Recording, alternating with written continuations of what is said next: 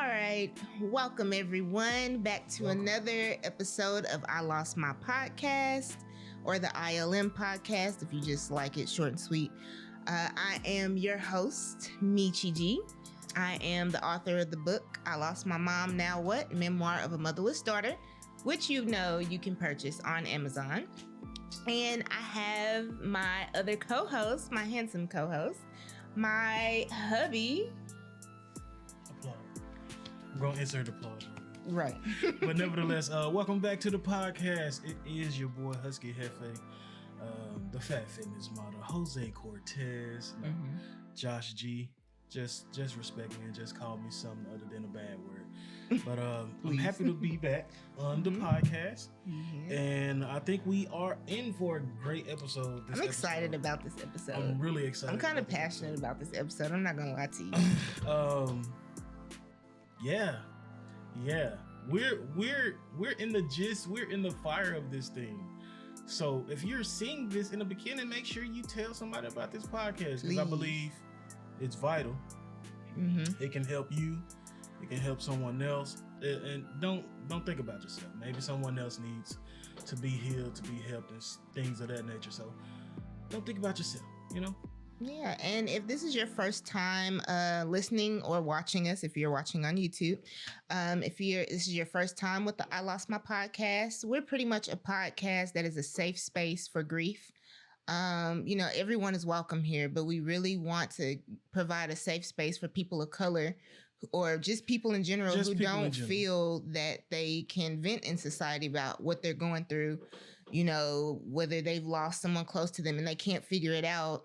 This is a safe space. It's a no judgment zone. And not only are we going to talk about overcoming grief or dealing with grief and how it affects us, but we're also going to talk about overcoming grief and more self-care, mental health things. And we know grief is a pretty tough topic. A lot of people run from it. A lot of people don't want to talk about it. Yeah. But we have to talk about it. We have to put our feelings out there. And to the listeners, we know we live in an information entertainment world. And to us, this is entertainment that's needed, because it's gonna help those who normally stay quiet and harbor feelings or feel alone in certain situations. So yes, we're not your typical talk about the wild stuff off the radar, but you're still gonna get some informative, some entertainment at times. Yeah, because we're gonna throw jokes now. We're gonna throw some jokes, but we're saying it's not always serious. We're saying this podcast is here to help the healing process, and to help somebody open up and to know that they're not alone in this, in grief and a lot of aspects of this thing, because we don't have all the answers. I don't care how well put together someone highlight reel is. That's what I call Instagram and stuff. All their highlight reels are. They just don't have everything put together, and it's okay. But we got to move through it and understanding. So facts. This is a podcast about understanding. That's why we're here. And essentially, we're going to get on some healing topics. Yeah. As far as more self-care. Yeah. We're moving outside of grief eventually, here and there. So. I think we're scheduled for our first massages soon, right? We are. I'm excited about that, y'all. We're going to vlog it and everything and come back and tell y'all about it for the podcast. But now, I ain't never had a massage, but hey, we'll see how it goes. I had one time. It's much needed years ago, but yeah. But we ain't going. That's just for the yeah. We just want to yeah. So let's go ahead and start by checking in. So every podcast that we do, that's not an interview, we're always going to start by checking on our mental, because that is a big part. We don't ask each other just in general how we're feeling for the day often. So we make it a habit to do that here. And even if outside of us, if you're at home, you're watching with your friend or whoever, answer with us, Dora the Explorer style. How was your mental today? Right. You know what I'm saying? So we're going to start with checking in. My mental is great.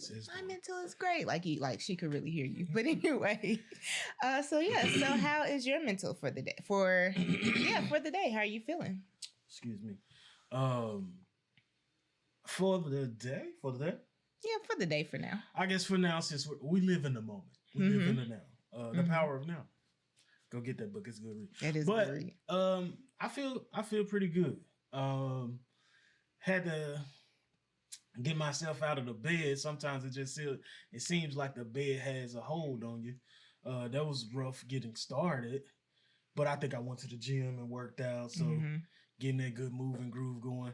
But as far as my mental, I feel good. I feel optimistic about things, and I feel like that's a big way to remain in this thing. I know in the podcast that's coming out, I talked to a person in the podcast to come out, and he talked about being optimistic, and I real deal feel like when you're optimistic, a lot of the problems, ailments, it kind of goes away because Mm-hmm. you're focused on I'm feeling The good, I'm good. optimism, yeah. So optimism wins. So overall, my mental health is ready to take on this podcast. Good. So Okay. it's So, good. what about like for the month? Because we just came out of February. Mhm. Now it's a new. I was gonna say new year, not yet. New month. So, how are you feeling about like? How are you feeling for? Sorry, feeling for February coming out of that. Coming out of February, I feel good. Mm-hmm. I feel good. We started fresh in February. We didn't start fresh in January. We started fresh in February. I think we kicked off our first episode in February, right? Mm-hmm. Yeah. So starting this podcast and already getting the traction that we're getting, I feel great. I feel like I said, optimistic. Mm-hmm. Is negative self talk there? Negative self talk is always there, but Mm-hmm. you can beat. You can. I gotta get up. You can beat its ass. You can beat negative self talk's ass with positivity. What's And negative self talk? negative self talk is just like getting in your own head, getting in your way. I read a book by Tyrese called "Getting in Your Way." That's I a read good a too. book, Self Care for Black Women, and she talks about imposter syndrome. It's all the same gist. It's saying Mhm. negative self talk is saying, I'm in my way, I'm in my head, overthinking this, overthinking that, and yo, you can kick its ass. Excuse my language, but you can kick its ass by always being optimistic, Mhm. positive, and looking towards the future, man. The future. Uh, but you got to focus on the now to get to the future, and just know if anything is going bad, it's not. Don't think like, oh, it's gonna be bad tomorrow. Like, nah, what can I do right now to fix it? Yeah. And right now, what I can do is continue to work hard on this podcast. Continue to be a good husband to my wife, a family, a friend, and all that good stuff, and just be a good Joshua, better Joshua day in day out. But that's enough of me. That's enough of me because I can go on for hours and hours. But Money long, shout out. but about you, how's your mental health for today? My mental health today is good. I don't know. Part of me was going to skip ahead to like just overall the month to now. But I'll say today I'm feeling good. Those that don't know, like I did my makeup today. That's first off. It's the first time I felt good enough to be like, okay, I'm gonna sit and actually do makeup. If you aren't familiar with me, I am right now I'm saying former makeup artist. I'm gonna get back into makeup eventually. That's another topic for another time. But I kind of lost my love for doing makeup. And so today I felt really good. And I was like, I love the topic that we're gonna talk about. Let me just beat this face real quick. So is it I safe feel to good. say? I'm sorry to cut you off. Is it safe to say that making yourself up and getting dressed the right way is it a good like spirit booster? It is because, well, we were getting ready to talk about it, but I feel like I haven't been dressing up or doing my makeup because of how I was feeling. And so now that I feel like how you look on the outside reflects not physically, but I mean like in terms of how you dress, how you keep yourself like doing makeup and stuff. I feel like sometimes, most of the time, that's a reflection of how you feel on the outside. I mean on the inside. And so my inside hasn't felt like putting on clothes or doing my hair, like, so today I feel beautiful. And so, which is why I felt like doing my makeup. Well, first and foremost, I must say every day you're beautiful, no matter how you may feel or perceive. Aww, thank you, I King. think you are beautiful. Thank you. But no, I feel like that's a real thing. Just to Yeah. just to kind of like help you out, like dressing up, ironing your clothes, getting out the house, moving around, Just seeing sunlight. different things, sunlight, just feeling better, looking better. I think it does equate to feeling better. I worked at a clothing apparel store. I was managing it, and I had a tailor, a good tailor. his name was Will, and Will, fantastic Taylor, and he was like, he kind of had me like, oh, come on, big dog, fix yourself up, and he just take me up like, you got to look better, but I'm talking about this guy could take a $3 T-shirt and turn it into something fantastic, and everybody wanted to pay $300, but you know, he kind of helped me with that kind of self-image, like you got to get right, you got to get right. So that's a big thing. Yeah, but nevertheless, like it's about you. I'm sorry for taking over. No, it's about you. No. I was just gonna say, how did you about your February? How do you feel about coming out of February? Like, well, February was rough for you, girl. I'm not gonna hold you, you know, because you experienced it. But just for the listeners, having a transparency moment, if I will. This is water, by the way, guys. Yes, no. Yeah, we're not doing alcohol. This is strictly water. I would tilt it, but healing. I don't want to mess water up is the healing, so yes, spring water to be specific. But yeah, I'm sorry. Go ahead, but no, February was very rough for me. I just wasn't feeling my best. I think I had my first episode of depression, if I'm being transparent. And I didn't know where that came from. I just felt like off. I felt just not myself. And a long story short, I went to the doctor and found out my iron is super low as well as vitamin D. And those things do play a part. Which is why I think now I go so hard for self-care and taking care of yourself and checking in with yourself and doing things that you need to do to better yourself. Because I don't ever want to get back to the place that I was in February. I'm so glad February is done. March, each month is a new start. And I'm so excited about all the things that we have in store. February, like you said, we kicked off the podcast.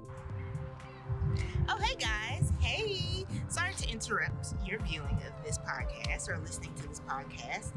But I have to say that if you want to be a super listener and support us, our improvements to our channel as we upgrade, the more that we put out things on our platform, feel free to contribute whatever you feel like contributing, if any, to our Cash App, PayPal, and Venmo. And everything is lowercase. I lost my podcast. And just, donate whatever you feel like donating if you like to support what we have going on. So thank you guys so much for the love and for listening thus far. And I hope you continue to enjoy the podcast. Bye, guys. And I'm excited to see where it goes for this month and for the rest of the year. And yeah, I feel good today. I feel good about the listeners that we've gained. I feel good about the traction we're making. So ultimately today, that feeds into how I feel today, which is an immense amount of gratitude. I'm grateful and I'm thankful. So yeah. That's a good summation of how you're feeling. So we're gonna keep it moving so we can jump into this podcast for you beautiful listeners out there. Hello, I lost my podcast family. ILM family.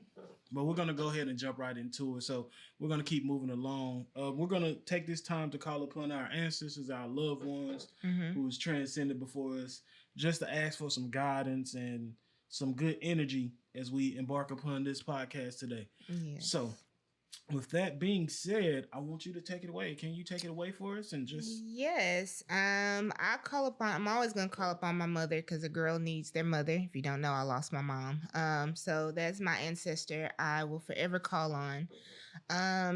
Just for wisdom to share, personal experiences during this episode. I pray and I manifest that we say something that helps one of you guys listening. Maybe there's something that you need to hear. I pray that we cover that today. So I call upon my beautiful mother for that.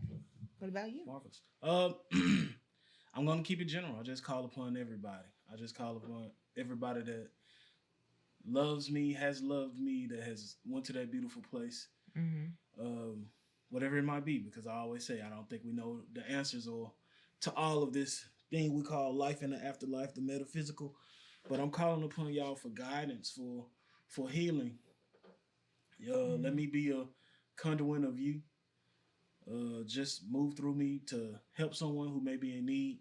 And don't cast judgment because we don't have all the answers. Yep. So to those beautiful loved ones, ancestors, I'm right here calling upon you. let's make this a great episode. Yes, It's already sir. off to a great start. So nothing to Yes, it but sir. to do it, you know? Yes, so let's go ahead. And another thing, one of the last things before we get into the topic, we do an exercise we call brief stretch shake. And you guys can do it with us just to loosen up the joints. Get ready. So everybody take a deep breath. Breathe in, breathe out. Make sure that breath is fresh. If it's not, it's all right. We're not judging. All right. And then stretch. Try to go this way. Yeah. Stretch. And then shake. Shake it on now. Shake And let it out. Yep. Let it on now. Let it All on right. now. So, All right. Let's get to it. let's get to this podcast. So, I know you all probably have seen the title of this podcast. You're right? like, what they talking about? What is this? This Ratchetness, podcast maybe. we call Childhood F-ups. Yeah, I'm not saying that word, but yeah, she don't like to curse, and yeah, we try to keep everything pretty on the straight and narrow. PG. But childhood F-ups. Mm-hmm. And pretty much What does that mean? it came to me, the topic of this episode, because we go through childhood and things in childhood, trauma, seeing crazy things, and being in predicaments that I feel like shape us and mold our responses to certain situations. Mm-hmm. Whether it be like not being able to express yourself mentally, so you lash out and you want to physically harm something because you don't know how to, or not being able to express yourself, and then you want to just curse and go on tyrants. Like all this, I feel like a great deal of this stems from childhood. Wait, so let me make sure I'm understanding. Are you saying that our ability to comprehend or to properly deal with or not deal with certain things, whether it be traumas or grief, in it, for instance, or just traumas of the world, it comes from our childhood? Indeed. So who we were as children pretty much depict who we are and how we handle things as adults. Yeah. So it's a lot of things that I feel like because of my childhood, I carry that over. Okay. I carry that over into my adulthood, and I'm always big on understanding. And now I understand like the way Husky Jefe, no, the way Joshua is, I don't mind. But the way I am is a great deal of it is based upon how I was raised and the childhood F-ups that I experienced. So I challenge, with that being said, I agree wholeheartedly. So before we get into the gist of the topics, I challenge you, the listener or the watcher, whoever's the viewer, to really ponder on that for a minute. How you are as an adult, whether you're a parent, you're not a parent, whoever you are in your life, how you handle certain things. Is there a time in your childhood or something in your childhood that happened to you that's why maybe you're nonchalant when it comes to drama? Or you're like, I'm not going to deal with it. Or no, I got to be confrontational. Like, you know what I'm saying? Is there something in your childhood that happened that made you that way? So just, like if to the listener or viewer, just ask yourself and kind of dive deep into it. Now, we aren't therapists. We aren't therapists At all. by a long shot. We figuring it out ourselves. And That's why we're talking about it. Yeah, this episode is basically giving you an account on our childhood and our upbringing and the F-ups that we've experienced. But we do want you to be open and honest with yourself, because once you take a minute to sit back and dive into the aspect of you, I feel like then you can be able to tackle some of the problems that you face now and some things to arise. So. And I want to say one more thing. Before we start really this episode, I want to make it clear, crystal clear, that we are not calling out our parents for how they may or may not have raised us at all, because we give grace always, because we realize our parents just did the best they could with how they were raised, you know? Right, most definitely. It's generational. And a lot of times in our history or in our family bloodline, we just didn't know how to do certain things. It was about survival. So nobody has ever had the perfect way to parent.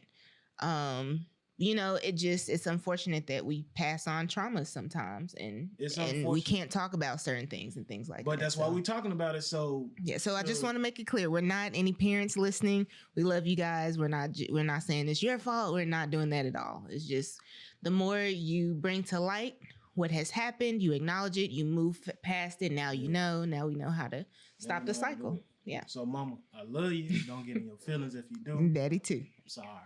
Yeah. I'm sorry. So, I'm gonna start this off on a scale of 1 to 10. How would you rate 10 being the best? How would you rate growing up in your household?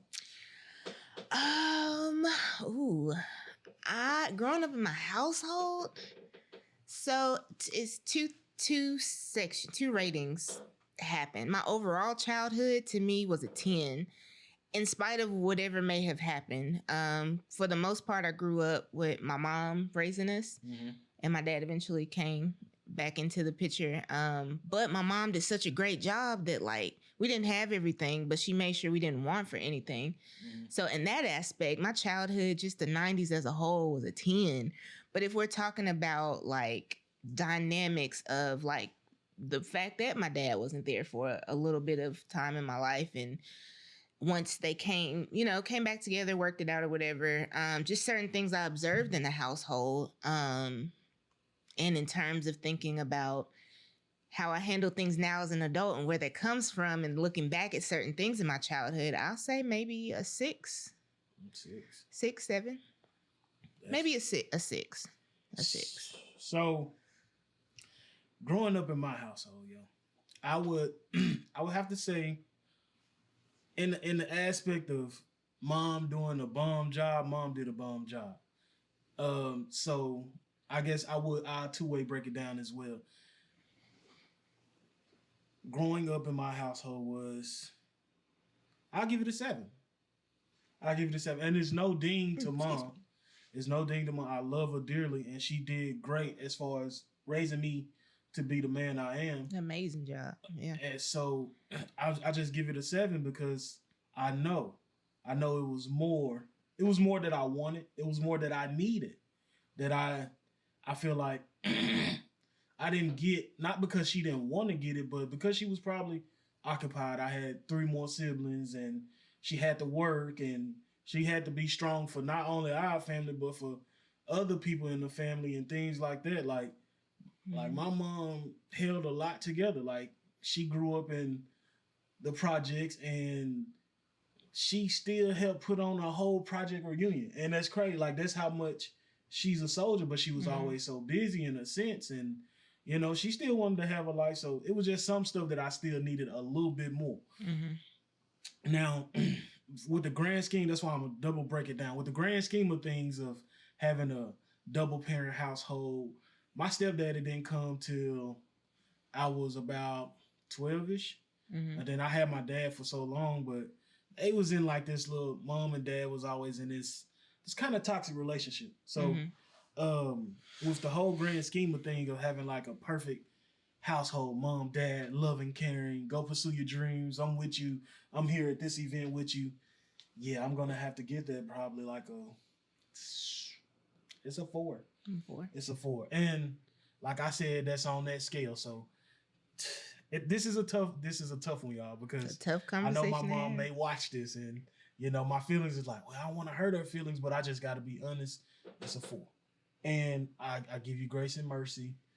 You had to do what you had to do, and that relationship wasn't working. So nevertheless, that was it. Yeah. So I will follow up this question with, let me see.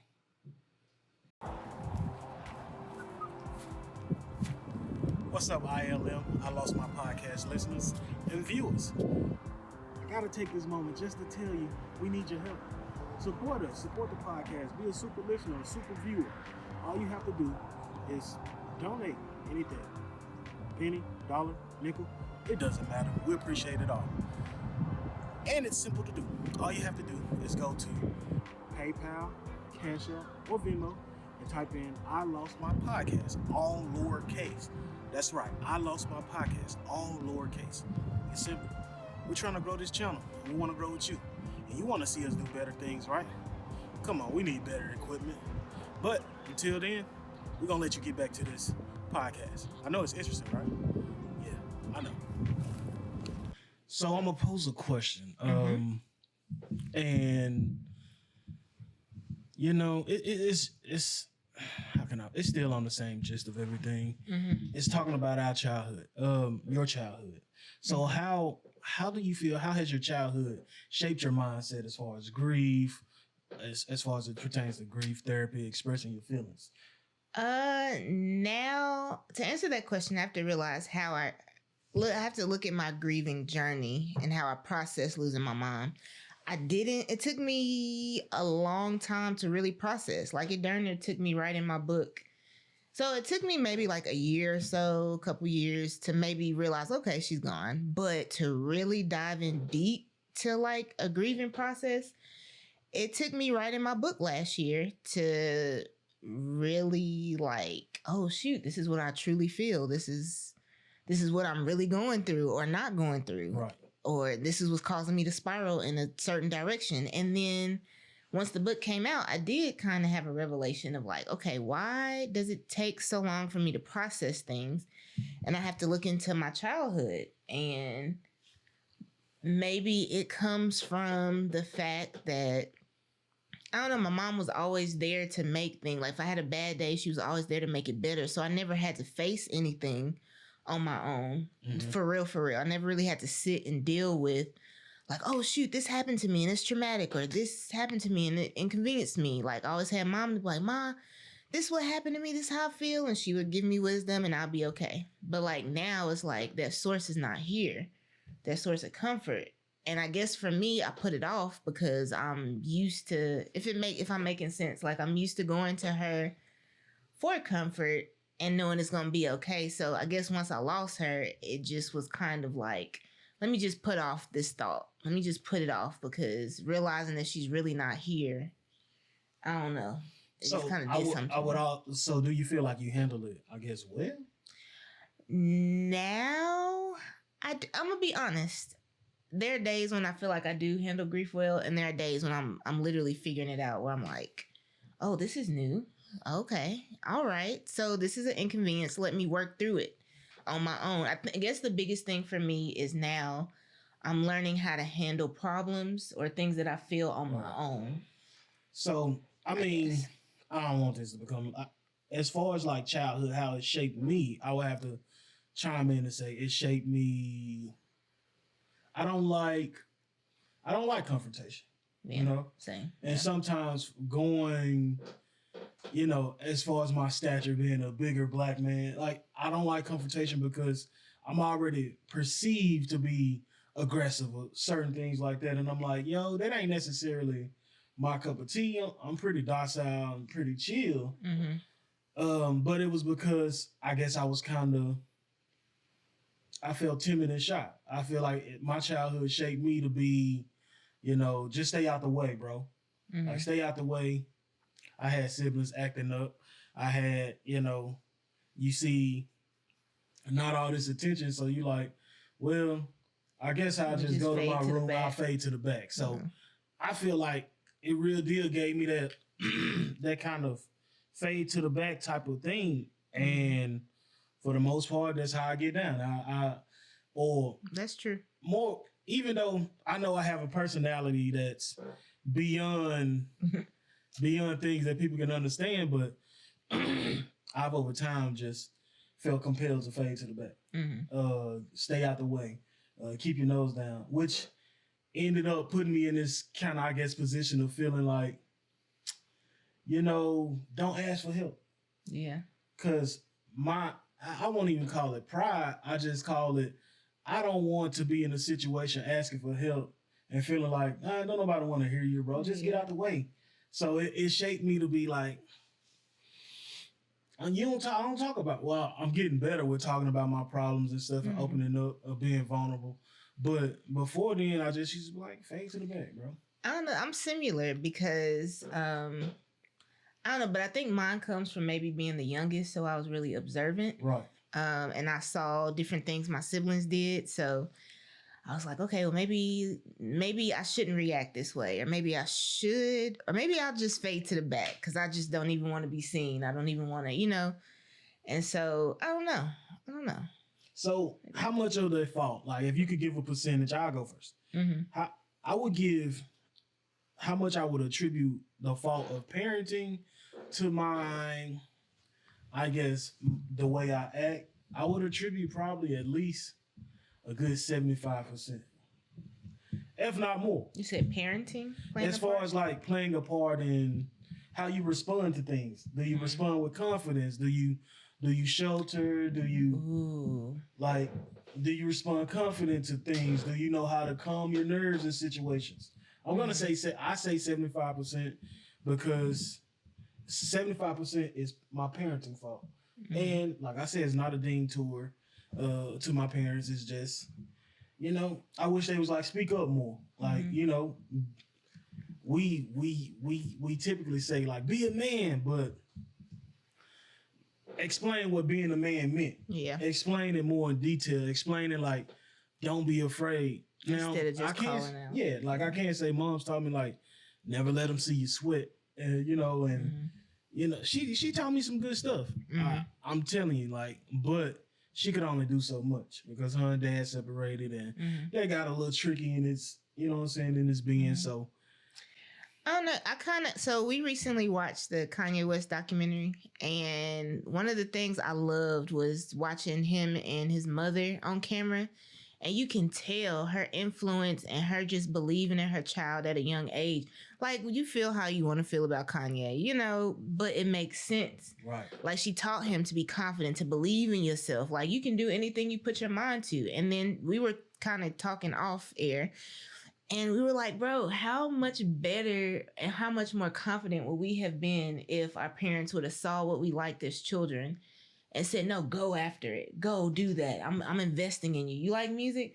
Let me get you a keyboard. You like to sing or you like to write? Let me invest in a notepad. But instead, in real life, and we're not the only ones. I think everybody, if you're watching this, your parents probably did the same. No, you need to make sure your schoolwork is done because you got to go to college and and the reality is, like, we did those things and some of us went to college, but we were in debt because we paid all this money to go. And now we don't have jobs that make that much. You know what I'm saying? And it stems from just if your parent would have just believed in you from as a child, like go after what you love because that's going to make you more money than just working a job you don't care about. So I guess I would have to, was it anything that you felt like you wanted to pursue that you didn't because your childhood, it was shut down because of the parents? When I was a kid, I've always loved music. I wanted to be a singer. I can't sing, so that's But I was really passionate about writing. And though I think that I can't sing. I can probably harmonize with people who can sing, but I'm not really a singer for real, for real.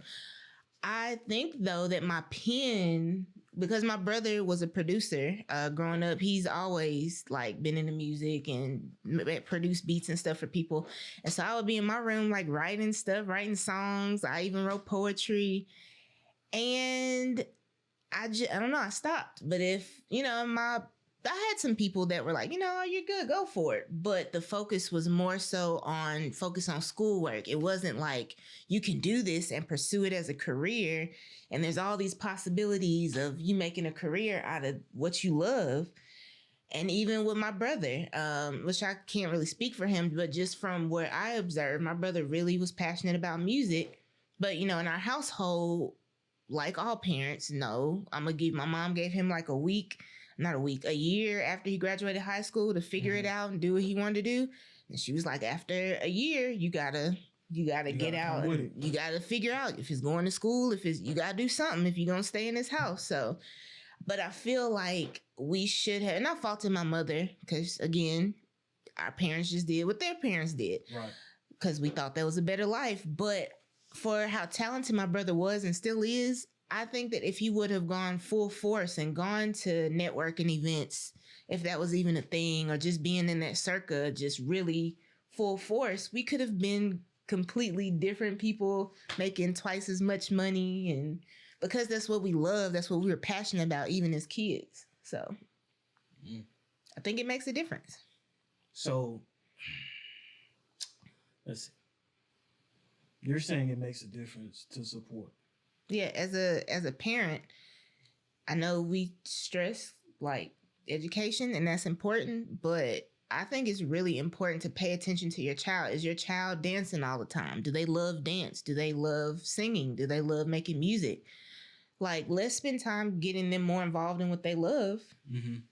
and have a plan of like, okay, you can do what you love, but like, let's put action to it. How are you going to support yourself doing it? You know what I'm saying? Just more structure.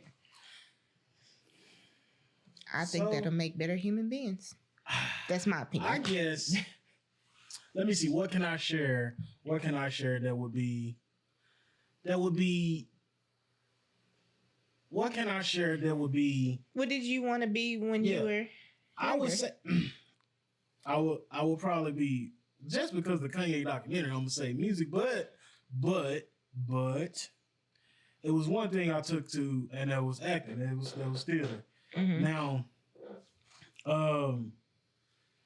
somehow in school I was part of this play, and anyway, I was getting good at it. It was coming naturally.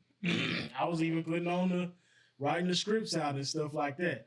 And he still writes, by the way. He just ain't sharing it with everybody. I'm just not sharing it with He suppresses it, but whatever. But see, that's how child I be like. Sometimes I get in my head, like, do people even want to hear it? But anyway, I think acting and directing and stuff is something that I like, that I have a passion for. Now, my mom came, this is where I say, like, it kind of got effed up in translation, because she came and seen one play production I was part of. She always made my play productions. That's one thing I can't give her credit. She made the play productions. Did she push me to be better? Did she push me to, like, go and pursue it more?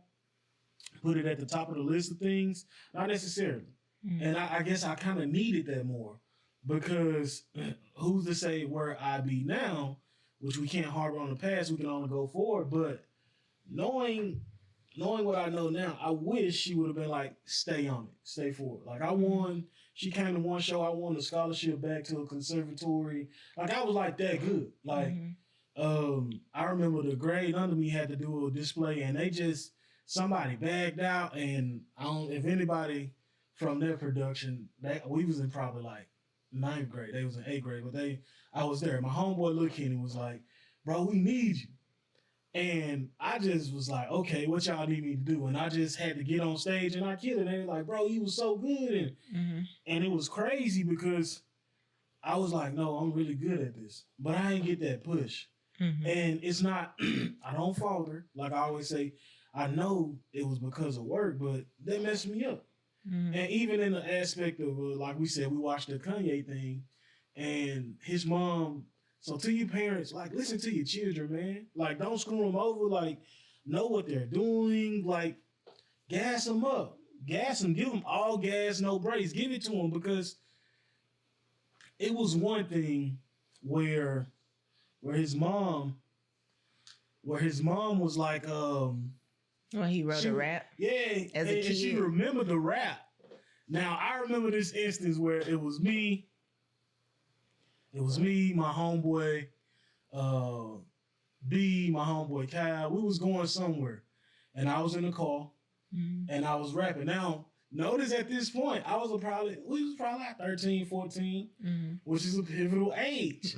So at 13, 14, I had figured out how to produce a track. I took my little sister microphone from off a little toy cash register. He was rapping through a toy microphone. I was putting the beat. I was doing all this different stuff, right? And had to get the headphones, but I was doing all this stuff. So I'm in the car riding. Mom taking us through somewhere. So I just started rapping. Blah, blah, blah, blah, blah. Blah, blah, blah, blah, blah. Man, she was like, Josh, shut that 3rd grade rapping up. Now, they'll probably watch this and trip, because she literally was like, shut that 3rd grade rapping up. And I'm like, yo, son, you killed. Like, she kind of killed me right there. She killed your dream. And it hurts, because it's like, man, gas it. Oh, I'm just like, go ahead, like, turn the radio up and keep like, go ahead, just because you need that confidence. I'm not gonna lie, and that not to fault your mom, because that happens in a lot of households, like our household. Maybe that happened to her. Maybe she had a dream, and her mom did the same. Again, these are generational things, but I'm not gonna lie, that part made me super emotional, like watching the Kanye West documentary. She was just. And she's an English teacher, so for her to be so enthusiastic, like, yeah, you remember your first rhyme, and like, let's spit it together. And she knew the words. He even forgot. And it's like, bro, that's so beautiful to see, because a lot of us didn't have that growing up. We didn't. So Yeah.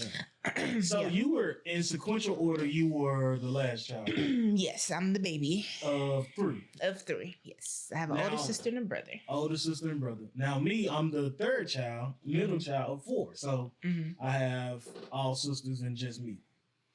Now by my mom. By my dad, I got a sister and a brother, but we was just on different sides. So it was kind of now my sisters all got along, but my brother, he was way much older than all of us, so he kind of drifted and did his own thing. So in that sequential order, what did you see from that lens? Like, what childhood mess up did you like? What would you judge it? Like, just be honest and judge it a little bit. Like, so just to explain, me and my sister, which we all have the same dad. My sister has a different mother. But it's 16 years between me and my sister, and there's 6 years between me and my brother. So I grew up just in the house with my brother, just me and my brother, and my sister would come over from time to time. But I more so saw my brother's F-ups than my sister. But my brother was very social and into like the music scene and stuff. So he was more sociable and like dating and stuff. So I saw how he did things in like relationships with his friends and even with our parents, our interactions with parents. We always talk about like how he got more whoopings than I got. I maybe got one handful of whoopings my whole life, where Jeff got toe up because I was like, oh no, that's where he messed up. Let me not do that. You know what I'm saying? So I just being observant, I learned that if Jeff did a situation this way, let me not do this that way. You know, even with Sean, I can't think of anything I've observed Sean do that I maybe was like, let me not do that. But for the most part, it just taught me, I can't say with both my parents, seeing how they interacted with, you know, one of our parents or both of our parents, and like what worked for them and what didn't work for them. And so that helped me with like, okay, let me interact with my parents this way. Let me tell them this, let me not tell them this. You know what I'm saying? Right. So I guess in that case, I asked sequential order. That's what you seen it as. Did it hurt you though? Did it hurt you growing up? I think so. I'll say it might hurt me now because I feel like my siblings experience certain things and they learn from experience. I feel like there's a lot of things I haven't learned and I haven't experienced and it's new to me and I'm figuring it out. But that's because I saw them do certain things and I knew, let me not do that. Right. But because I didn't do whatever this is, like I didn't learn, that didn't happen to me. So I didn't get that lesson, if that makes sense. So I guess it hurt me in a sense of I didn't live my life to the fullest and just, you know, did things that worked for me. Like, maybe my brother tried that, but let me try it and see if it works for me because it didn't work for him. You know, certain lessons were probably. So my sequential order, like I stated, I was number 3. And I would like to say I think everybody is 4 years apart in age. So my first 2 sisters grew up more closely together, which I was able to see them, but my last sister didn't really get too much in the house with them. I did. I was like right in the middle. I got a good gist of both of them. But, you know, I got to see both ends of the spectrum.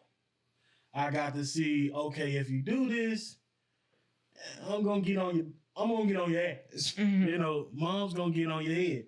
And I got to see, I still on the other end, once those two kind of transition into, you know, adulthood and be their own women, I got to see like, okay, now you gotta step up. Now you gotta, you know, my mom always nicknamed me man and told me like, because if anything happens, my dad left, but it was like, you the man of the house. So I'm always gonna call you man. Even to this day, she'll say man. And it'll be, you know, I had to step up, watch over my little sister who was clumsy and hurt herself. And I remember she chipped her tooth.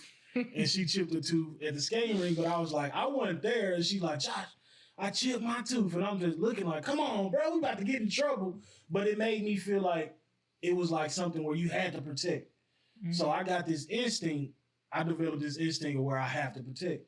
Like You know what I'm saying? So with saying that, does that translate into our marriage? We talk about this all the Yeah. time because I'm the baby and he does me like that. Yeah, so that's honest. So Yeah.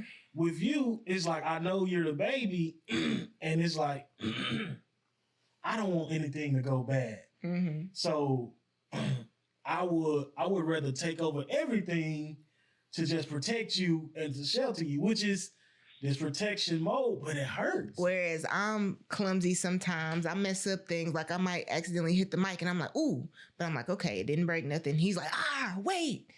You know, so. And see that I get it though. I get it though. But it explains how we handle things. But that right there, it takes me, I be in tune with a lot of things. Whereas I seen my little sister, she walked into a wall like the wall wasn't there. I've done that too. Like you'll just do something like it's not fair or I'm careless, and it takes me to I get angry. I get angry because I'm like, as the only boy as well in my sequential order, as the only boy, it was like, no, bro, you don't get all the luxuries of a girl. Like, so you didn't get chances to mess up, is what you're saying? I didn't get as the only boy. I made a C on my report card and I got chewed out so bad. I got suspended from summer camp, and I got a butt whipping that I'll never forget to this day. And I'm like, it's summer camp. Now my sisters, it was a little more lenient. Like I couldn't transfer schools. You know, it was like, nah, you sticking it out. If I missed the bus, my mama wasn't trying to come and get me. My mama was saying, you better figure out how to get home. So sometimes I had to walk like 3 miles to the crib because I missed a certain bus. And I'm just like, dang, why, that's not fair to me. Yeah. So sometimes it made me harbor those feelings of like, you know, I gotta go and get it on my own. I suck. I'm gonna be honest, guys. This is realness. Transparency moment. I'm gonna be honest. I suck at asking for help. I suck at depending on someone else. Even my wife at times, she'll be like, just tell me what help you need. And I cannot, I struggle, I kick, I scream internally because that's how I was raised. You'll say, I got it. And you struggling the whole time. And I'm like, I got the help. I'm struggling and I'm breaking down, but it's like, we're a team. That's marriage. For the help. But look where it comes from. It stems from childhood. From their childhood efforts, man. So was there any household dysfunction? I was just about to say, we both have this in common. Like, we don't like confrontation or conflict. And yes, my parents' dynamic, though I believe they loved each other. You know, every marriage is not perfect. And whenever there was dysfunction in our household, the arguments and things, my mom really wasn't an argumentative person, but like if she needed to correct my dad, she got to correcting my dad. And I don't know. I think I knew at a young age, I could feel toxicity or the toxic, relationship that they had at times. And I just knew that I didn't want that for my household. Now, it's weird when we talk about, so we're going to put our marriage in a transparent moment. We show y'all what we want y'all to see, but we finna give you the real. I feel like my household dysfunction that I experienced as a kid plays a big role of who I am as a wife, for sure, because, and I'll say I have 50% of my mother's ways and 50% of my dad's ways, because my mother was somebody who, she was boss lady. She was cooking, she was cleaning, she was making sure we were fed, she was working. She just was so on top of things, scheduling appointments, making sure you did what you needed to do. My dad was more so like, he went out to work and he provided and he got, the bills paid. But other than that, he was chilling. He come home, he want to watch his TV and he relaxing because he knew my mom had everything. And that translates today when my mom's not here. That's what he does. He's at home relaxing because that's what, he does. But in my marriage, I learned that, for instance, when we were doing Wellness Wednesday, when my mom was sick, if you read that in my book, we were trying to change her diet to help. But I stepped up a little more in the kitchen and like getting things done. Whether when he wasn't there, if he was working, or even if he was there, I stepped up more because I knew my mom needed my help and somebody's got to step up to get it done. But my husband is more so take charge and he loves to cook. And so it's not that I can't cook. I just know that he takes charge. In that instance, because he's stepping up and he's taking charge, I'm the one that's like, okay, I worked all day. Let me come home. Let me chill. Let me watch my TV. You got it. Because I know he got it. He taking care of it. But I'm like, I see how that, I guess their dynamic of my mom, though she didn't make as much as my dad, she still was out here providing as well, on top of taking care of the household. And I saw how that drained her even down to her illness, that probably caused a lot of her illness and stress. And so now that makes me uncomfortable now that I've identified that and where that comes from. And now, even though I want to come home and chill, I'm like, nah, let me at least get in the kitchen, babe. What you need my help with? Because I don't want it to all be on one person. So I can say that's how my household. So that's why that's what, and that's the purpose of this podcast. This episode here is to like, sit down and assess, and then you can kind of fix that problem. But you have to sit down and see, where did it stem from? And even the arguments, I don't like that. I don't like the toxic. I had my relationship before this one. It was toxic and messy. And it doesn't sit well with my spirit. And so in our dynamic, in our marriage, we both kind of came from how we came from. And we have that understanding. And we're vocal about our past and our childhoods and things like that. So I think that's why this worked. I think I asked about dysfunction and our household dysfunction. Household dysfunction growing up, it was a beast. It was the beast. It was very much so toxic in the household. I could say I was able to learn from two different men. My dad, E, I'm gonna just say E, and my dad, M. So my dad, E, was first and my dad, M, came second. And nevertheless, E was first, but he loved, as a kid, you know what I'm saying? He loved me. You know what I'm saying? He took me in. That's that, you know? And he made sure the kids was like, you was cool, you never wanted, but he had his flaws. Alcohol, abusive. And that was the biggest thing, the abuse. Once it gets physical, that was the biggest thing. So that type of dysfunction, it hurt, man. It hurt me because, and I think that kind of goes back into me wanting to be a protector because I was so young. So when him and mom were getting like this physical altercation, I was the younger sibling. Like my little sister didn't see it as much. My big sisters did. They would even try to step in.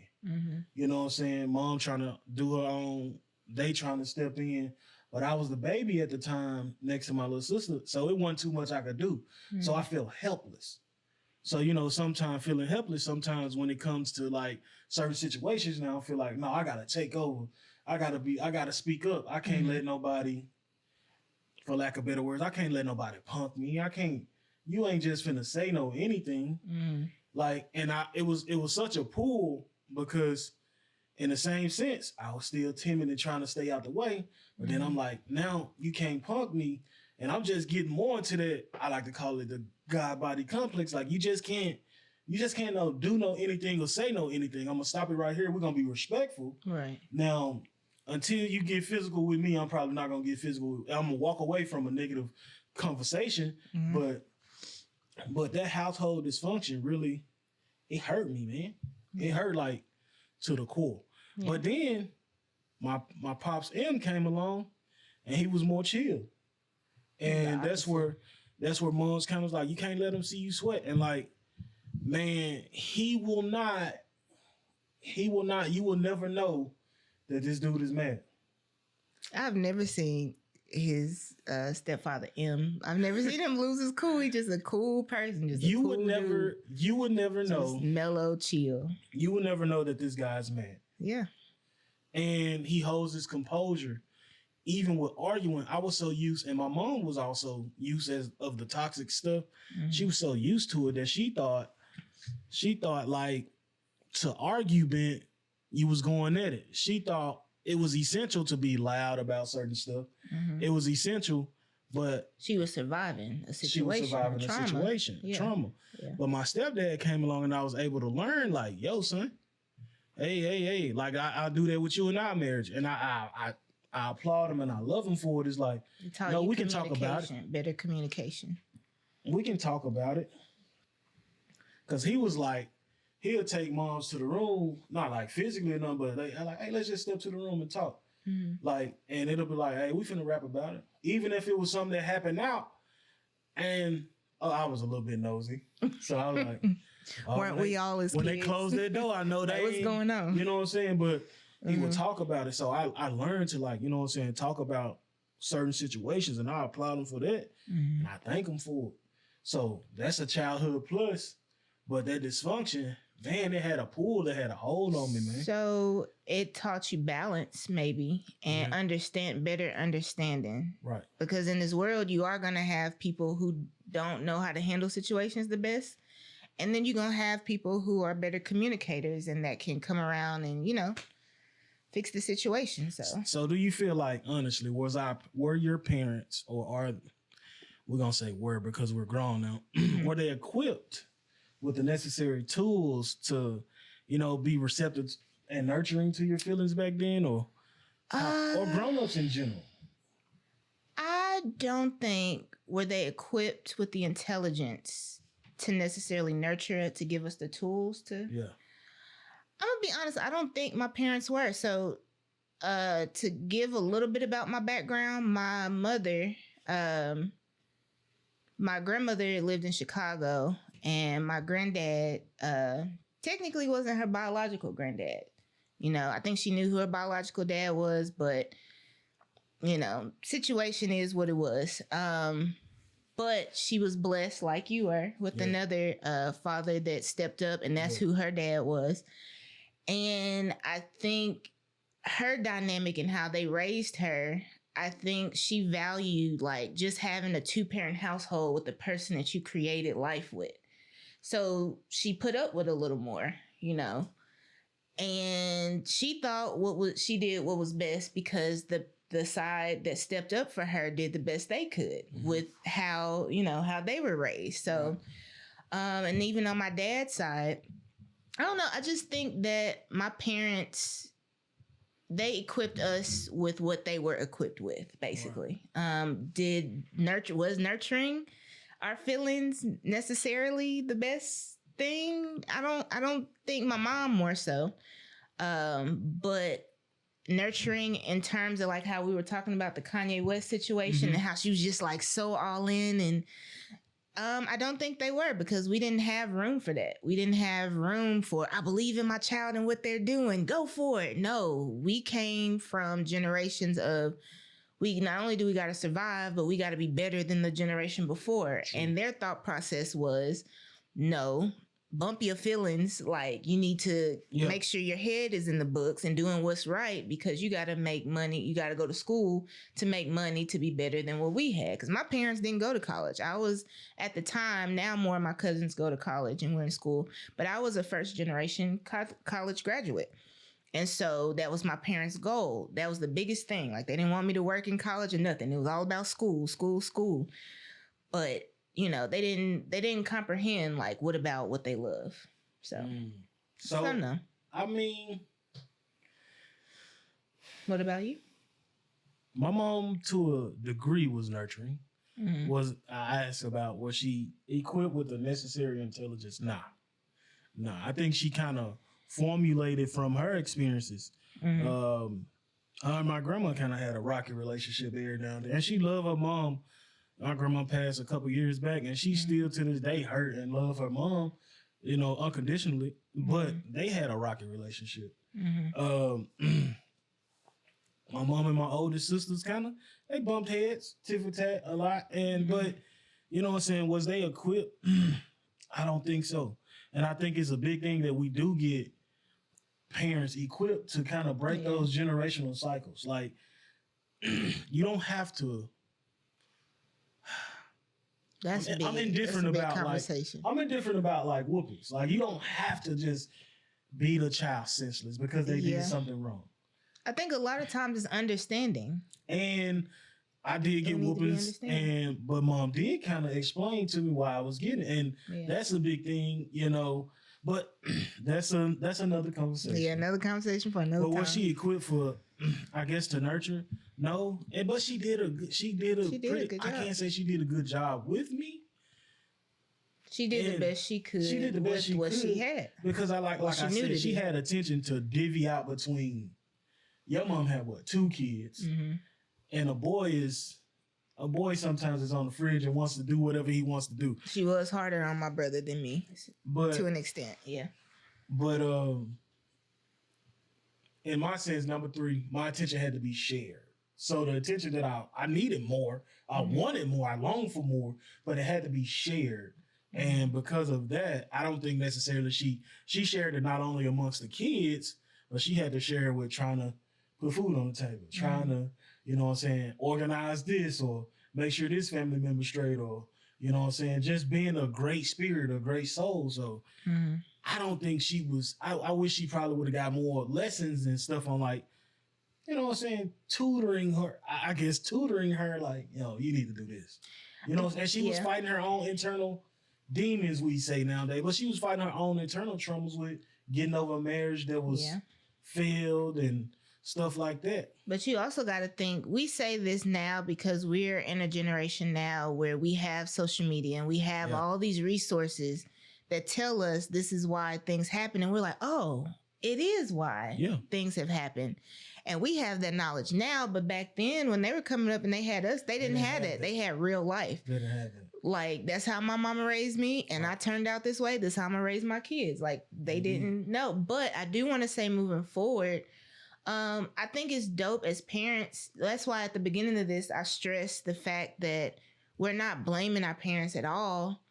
I just wish that we can have conversation. Like, I would love to have a conversation with my dad, a real conversation where we talk about the household dysfunction, and we talk about differences and proud moments and disappointing moments, and we work through it. Like, you can't fix anything or heal through something if you don't address it. If you just keep letting it go by the wayside, and that's another conversation. Yeah.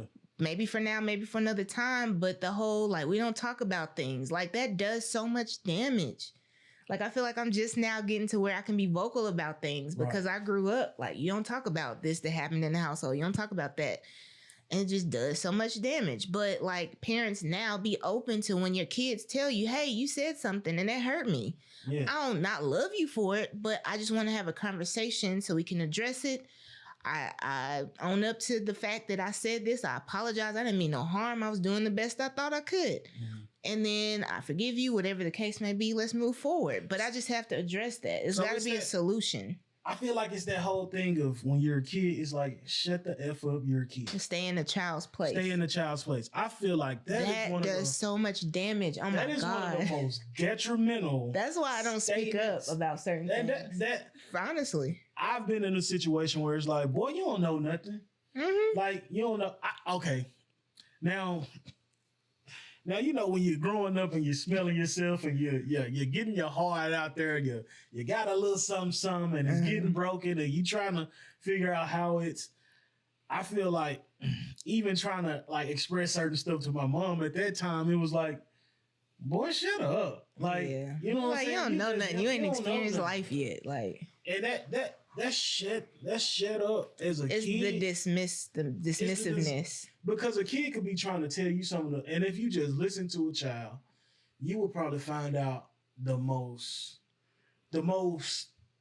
informative information that you need to see to help them. Mm-hmm. Like, I think what was the situation where you said somebody told you like, shut up, mind your business, mind your place?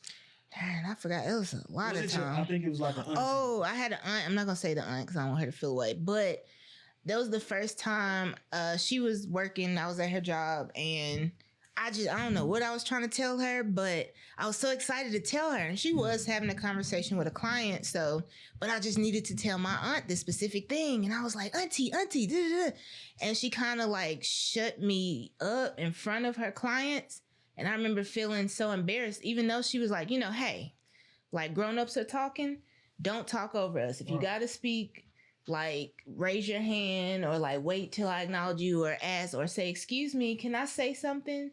And I just remember feeling so embarrassed, like, Darren, I don't even know. I'm not even excited to tell you this no more. But I remember feeling like, I don't want to feel that way no more. I don't want that dismissiveness. It felt crazy to me I was probably 5 or 6 or something. Yeah.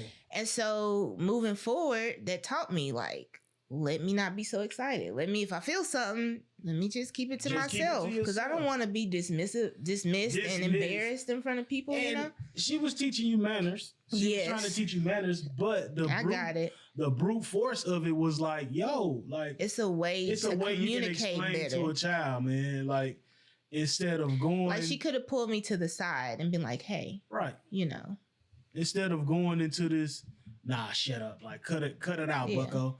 And it's like, man. Yeah.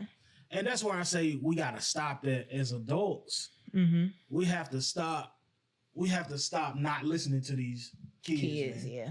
Because I think me and my boy, Ray, I was back home some months ago, and we was outside we went to the basketball court, and we just shooting around, and this little kid come, and he probably like 5 or 6, and we playing on these big goals. And I'm like, he like getting his shots up and he just playing with us. And I'm hyping him up like, go little dude. And he just started opening up to me and Ray. And it's like, you have to shut up and stop telling the kid, hey, bro, don't tell. Because he mentioned something. And my boy Ray had to like tell me about it. And when we sat down and assessed it, it was like, oh, man. Mm-hmm. He was saying like he felt like he was like, my auntie beats me. Mm-hmm. And I was thinking nothing like, oh, you got to get better, bro. Like, I was just so on basketball, and he was like, Ray couldn't point it out. Like, no, he's not talking about that, Josh. He's talking about something like deeper. She beat, like, whoops. So it's like, when we shut a kid up and we tell kids in these vital moments, don't communicate, we're hindering them from learning how to effectively communicate. And that child, and I felt so bad afterwards. I'm like, you know what I'm saying? I can't say the world. Now, I know that. Yeah. I can't say the world. And don't know that. I didn't know in that moment. I didn't know in the moment what was really going on. And still to this day, don't know how I would have been able to take the kid out of the situation. But it's like, yo, son, like just listen to the youth, man. Like they go through things too. They see things too. Like everybody was not raised like you. Though we think we were raised good, everybody wasn't raised good. Mm-hmm. Everybody wasn't raised with love. As much love as we had. Everybody wasn't able to have a hot meal. Have good intentions. You know what I'm saying? Some people had to step up early, like, nah, you got to take over the household. Like, bro, what? I'm just 13 years old. Go make some money. Now they diving into drugs, something deeper. Yeah. And it's like, bro, the whole shut the F up as a kid, like, we got to stop. We got to listen, man. And even when you think about movements like the Me Too movement, how we can be like, oh, well, this person was abused by this celebrity years ago. Why they just now speaking up? For reasons like this. Like maybe in their childhood, they tried to speak up about a certain trauma or something. And maybe adults were like, oh, well, we're not going to talk about that. Keep that in the household. And so maybe as an adult, they didn't feel comfortable until there was a spotlight. And it's like, okay, well, let me finally, I have the courage to speak up. Now, do I think that some women that's another conversation for another time. But I do think that, things that happen in our childhood shape the way that we communicate as adults and how we do things. Indeed. So do you feel like, honestly, you have a fault to play in any of the childhood F-ups or we call it childhood F-ups because of the episode, but do you feel like you play any part in this?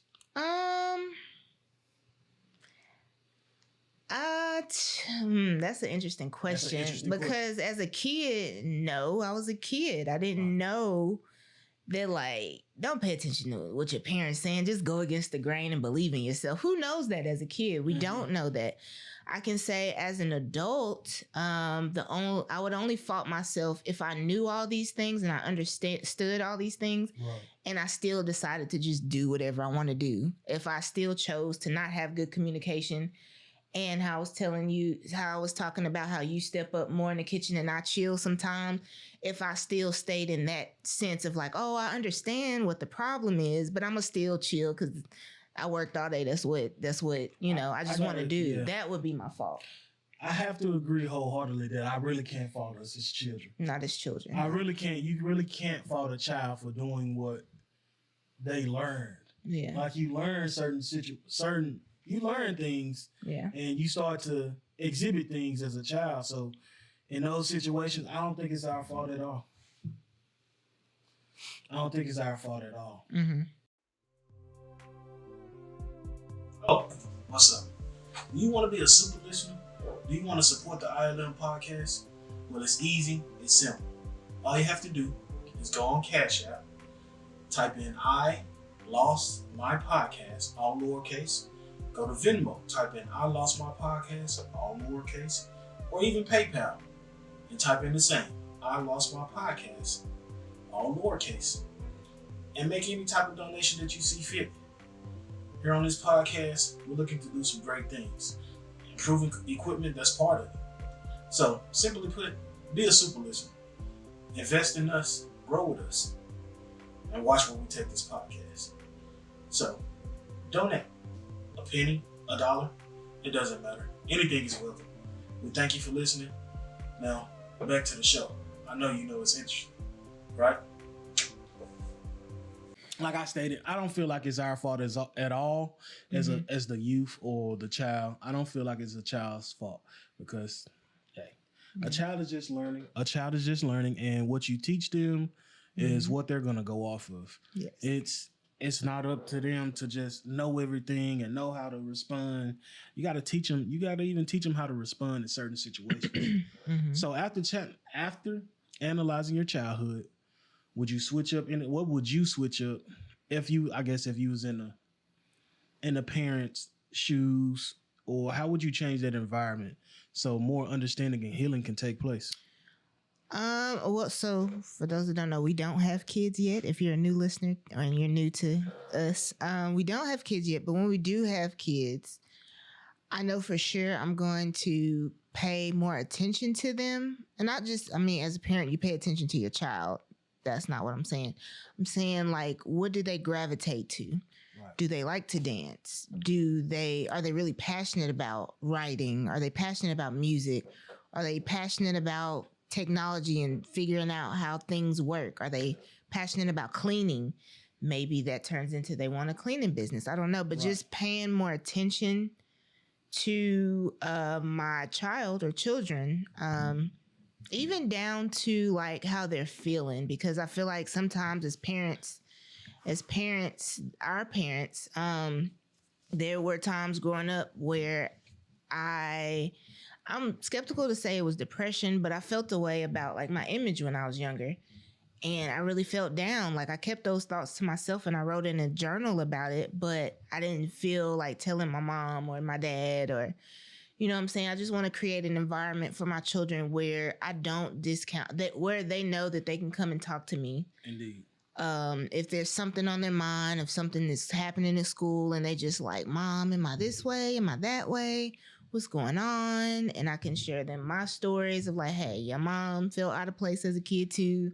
This happened. Like, I just want to be there more for my kids, more than just, oh, go play in your room, go play on your phone, do what you like to do type thing. So being more attentive all the way around, I guess. Right. I think the one thing I would change is like opening up that space to let them know it's okay to talk. It's okay to talk about, what's going on. It's okay to, to say that you're not feeling good. I hurt your feelings. So we can understand it. That's a big one. Yeah. Like it's okay for a child to tell you that you hurt their feelings. You said something that made them feel away. Like I think that a lot of parents discount their kids when they say that, like you're a kid stay in the child's place thing. But no, like pay attention to that. You're shaping them into the adult they're going to be by being dismissive to what they're saying. Do kids play a lot? Yes. But like communicate to help better decipher what was going on in the situation. I feel like if I was able to tell, I wouldn't. Yeah, I was kind of afraid of my mom because I saw her when she got into that mode. She got into that mode. So, but letting somebody know, letting them know it's okay, or I wish I would change. I would change. Letting it be known like it's okay to tell me that I hurt your feelings, or because then it helps you as the parent, or in my situation, it would have helped the parent understand. Okay, well, it hurt your feelings, but let me understand. Let me tell you why I did this. Let me tell you why I took this action, and let's talk through it and work through it. So your action doesn't necessarily, you don't know why I did a certain thing. You know why I did it, and you understand and you learn that, okay, I shouldn't do this because this what can happen. This is the result.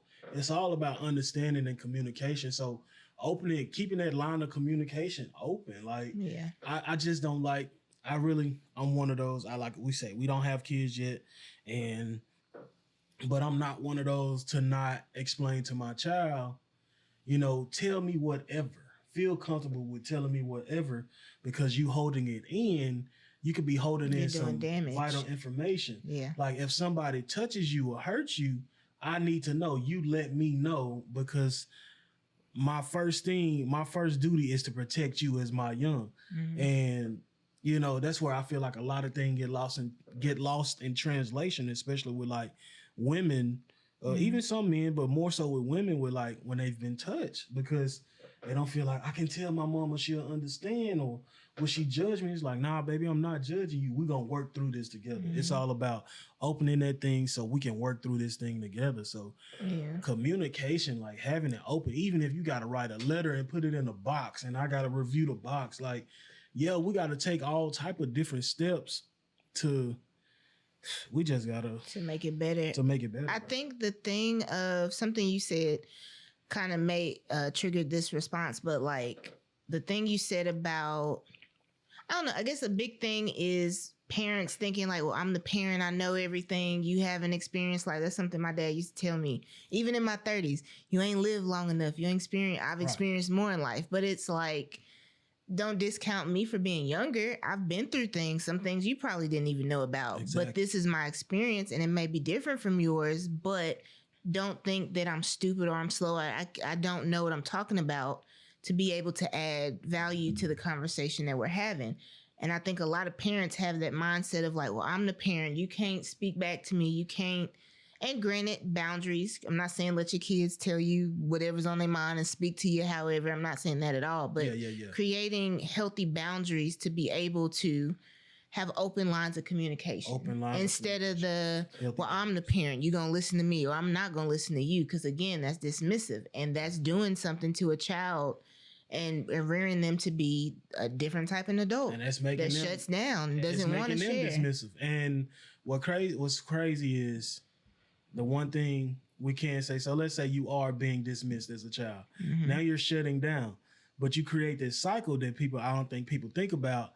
We talk about generational curses and cycle, but they're gonna do it. They're gonna do it when they get of age and they have their child of their own, and they're gonna be like, I learned this from mama. Passing it down. That's how my mama did it. Yeah. So that's how my mama did it. She learned certain stuff, which I know my mama had to learn stuff on her own, but she learned some of the same methods that her mom taught her. So, we gonna, I guess now, what advice would you give like to the youth who are probably like dealing with feeling like no one is listening to them or taking their mental health disparity into consideration? What would you say to them? Like, I would say, one, your feelings are valid. How you feel does matter. I feel like I could tell you whatever, but it's really going to come with time and experience to find your own voice and your own safe space. To be able to, like, I'm just now, for me, it took me writing my book about my grieving journey with losing my mom to be able to speak up more. Like, no, let me be vocal. Let me not keep all of this inside, because once I realized being vocal and talking about things I've been through with grief, I realized that so many people read my book and was like, oh my God, I relate to that too. Right. And so it's like, well, darn, now I'm helping someone. Now they're helping me. We're having conversations. We're building a community. So much is happening from just me finally opening up and speaking about being transparent for once in my life instead of just showing people what I want to show them. So I would say be patient with yourself, give yourself grace, but definitely open up and know that your voice is valid. So yeah. So my advice would be find somebody to talk to. Yes. And I know you may be feeling shy and timid, but to ask for help doesn't mean you're weak. Mm-hmm. To my young guys, to ask for help doesn't mean you're weak. I gotta speak to my young guys. To ask for help doesn't mean you're weak. Mm-hmm. To express your feelings doesn't mean you're weak. Mm-hmm. It's liberating. It's the right thing to do. Very much so. Because so and so is a girl and she cry, it doesn't hurt to cry. It feels amazing. Actually, it's a release. It's a cleansing. Now, just go out and find if it's an older guy that's fixing on his car down the street. Just ask, can you help him, and talk to him. Just find somebody, and no, don't think, oh, the world doesn't love me, or people don't love me. Like, it's somebody that'll listen. It's somebody that'll listen. Like, I have, I do well with kids and youth because I listen, bro. That's all it comes down to. I listen and I put myself in position to kind of be able to communicate with them. Like, if they like anime, watch a little bit of anime. It ain't gonna kill you. If they like, you know what I'm saying, Roblox, tell them to show you how Roblox works. So to the older people that's listening, get on. It's okay to go to the level of that person so you can relate. Mm-hmm. So, but this was about the youth. The biggest thing is know somebody will listen. Mm-hmm. And find you somebody that'll listen. And yeah. And also, don't be afraid to write. So there is baby steps. For me, it was writing. When I felt like I couldn't express myself, I have journals that I still have. But I just would go in that journal and write whatever I felt. Nobody would read it but me. So I just would write my every thought. Sometimes I wouldn't even write it in like a diary form. Right. I would just write, today was a good or not a good day over here. And then over here, I would write another emotion. And then down here, I write another emotion. Just get it out. It's got to start at least getting it out that way because, I don't know. We're all trying to figure this out. So baby step it. I can attest that writing is very liberating. She told me to get a journal, and of course I thought like, it ain't what? That's a diary. Like, I'm not into that, because I had sisters and girls have diaries, but men, y'all need to get a diary too. Yeah, writing your feelings out and how your day went is liberating, and it's always cool to look back over for reflection and see how far you've come. So we got to break this stigma, the childhood stigma. It's okay. Mm-hmm. It's okay to talk to somebody, and it's okay for parents to accept that a child has feelings. Mm-hmm. You have to know they have feelings before it's too late and it's too out of control. We always, my friend Ray, once again, we always look at somebody on the street and you tend to look at that person and you say something like, "Oh man, they messed up on drugs." And blah, blah, blah. Like, maybe they just want to experiment with drugs, but sometimes it's because they never got that childhood love. Like, a man, it's okay if you're a man to tell your kid, "I love you." And it's a lot of brothers doing it better now. Yeah. But it's okay to tell their child, "I love him," hug him, like hold them, like let them know, hey, it's okay, bro, young man, I got you. Or that happened to them because they didn't feel comfortable expressing themselves. And so they run to substances. And they held on to so much, and now they broke. Yeah. And that one fix is what gets them to that. So childhood layers. It's layers to it. It's an onion, baby. It's layers. And childhood efforts, we got to work on it. We gotta change that mode. And like I said, to the young adults that's doing it now, I see a lot of people are doing way better and trying a lot of different things with their kids or children. And to them, I applaud you. to you who listening and gonna sit back and think like, dang, am I going down the same path? It's okay. We live in a now, so what can we fix right now? Moving Baby forward. steps. Move forward and let's make it through it. Yeah.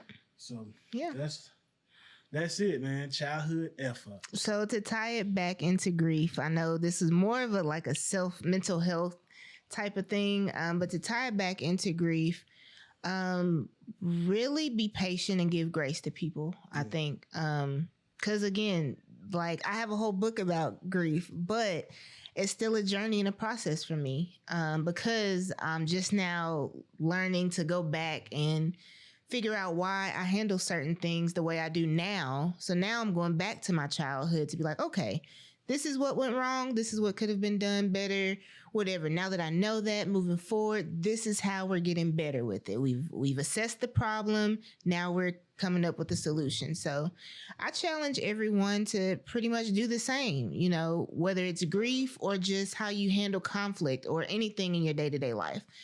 Why do you handle things the way that you do? Are you argumentative? Are you hot-headed? Are you angry? Are you calm and I'm not dealing with it?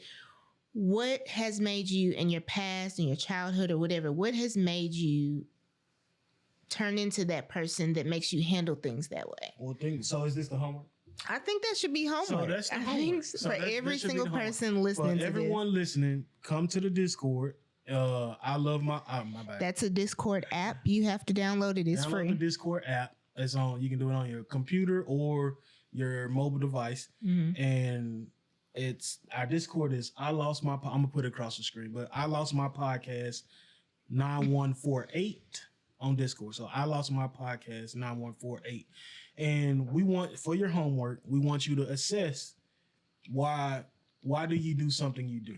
What childhood thing has led to that? If you can pinpoint the moment, we really want you to share the moment.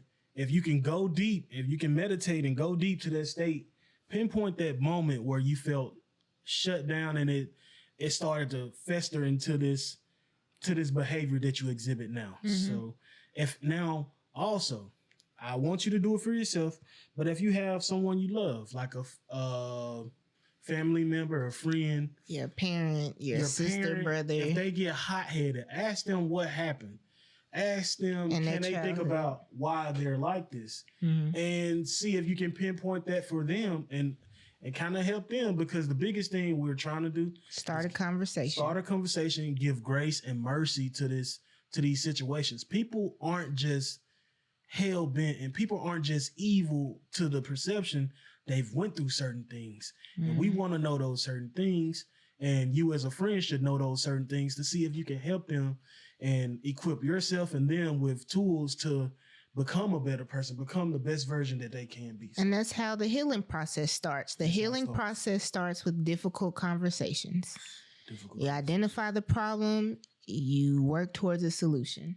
Also, if you're watching this on YouTube, that Discord homework is due. Join us on Discord this coming up Monday. So you have the weekend after you see this video. What time should we? Monday, let's do 5:30.